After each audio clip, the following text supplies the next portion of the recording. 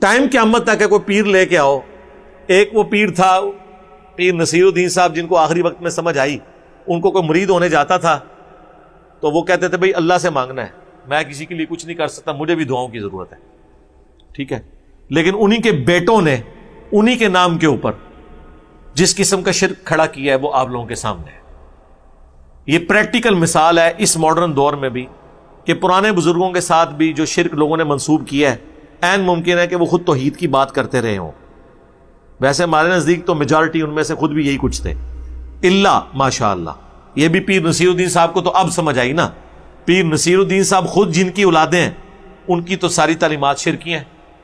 یہ تو ان کو بیچ میں ایک سمجھ آ گئی نا، اور ان کو وہابی کہنا شروع کر دیا انہوں نے. حالانکہ پیری مریدی مزار پہ بیٹھے ہوئے سب کچھ، صرف انہوں نے ایک کتاب لکھی کہ مدد صرف اللہ سے مانگنی ہے، باقی پورا سسٹم ان کا وہی چل رہا تھا. ایک بات ہضم نہیں ہوئی ہے، کتابیں ان کے خلاف آئی ہیں کہ یہ کیکر کا درخت ہے جو ہمارے اہل سنت کے ہاں نکل آیا جس کو کوئی پھل نہیں لگتا، اور کیا کیا نام ان کے رکھے. مجھے تو یہ بھی خطرہ زہر دے کے نہ مار دیا ہو، کیونکہ وہ بڑی چیپلی دنیا سے گئے ہیں، اتنی ان کی ایج بھی نہیں تھی، وہ آخری وقت میں کافی تنگ بھی تھے وہ اس حوالے سے، کیونکہ وہ ان کی اپنی گدی پہ بھی وہ 2 ڈویژنز ہو چکی بھی تھی. یہ روایتی سسٹم کے خلاف بولتے تھے. اور میری ان سے ملاقات بھی 2007 میں ہوئی ہے.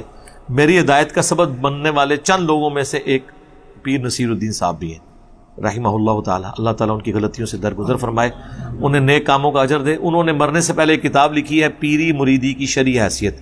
یہ آپ کو گولڈا شریف سے کتاب مل جائے گی. ایک انہوں نے اور کتاب لکھی ہے، اور پیری مریدی کی شرعی حیثیت جو انہوں نے کتاب لکھی ہے اس میں پیری مریدی کو انہوں نے وہ کیا ہے اس کے ساتھ کہ آپ سوچ نہیں سکتے. کوئی پیروں کا نام ماننے والا وہ نہیں کرتا، اور ایک پیر نے وہ کچھ کیا. اور ایک اور کتاب انہوں نے لکھی ہے الجواہر التوحیدیہ فی التعلیمات الغوثیہ، شیخ عبد القادر جیلانی کی تعلیمات کی روشنی میں توحید کے موتی، یہ اس کا ترجمہ بنتا ہے. اردو میں کتاب ہے. اس میں انہوں نے شیخ عبد القادر جیلانی کی ایک کتاب ہے فتوح الغیب، توحید کے اوپر بہت کلاس کی کتاب ہے، ننگی توحید ہے. یہ اتنی زبردست کتاب ہے کہ امام ابن تیمیہ نے اس کی شرح لکھی ہوئی ہے، اور اس کتاب کے وہ چند جملے آپ ان کے پلیٹ فارم سے پڑھ کے نہیں سنا سکتے.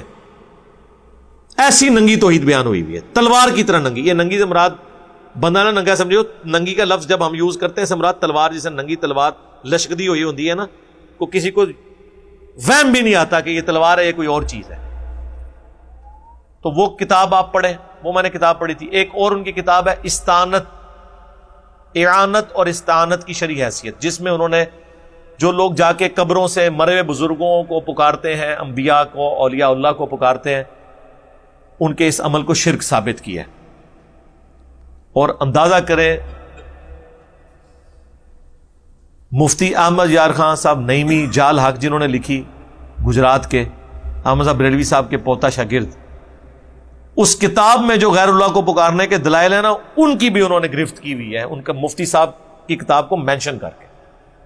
یہ ان کی کلاس کی 3 کتابیں ہیں، پیری مریدی کی شرعی حیثیت، الجواہر التوحیدیہ فی التعلیمات الغوثیہ، اور جس کے اندر انہوں نے یہ فتوح الغیب کی ساری وہ چیزیں دی ہیں، اور اعانت اور استعانت یعنی غیر اللہ سے مدد مانگنا، اس کی شرعی حیثیت.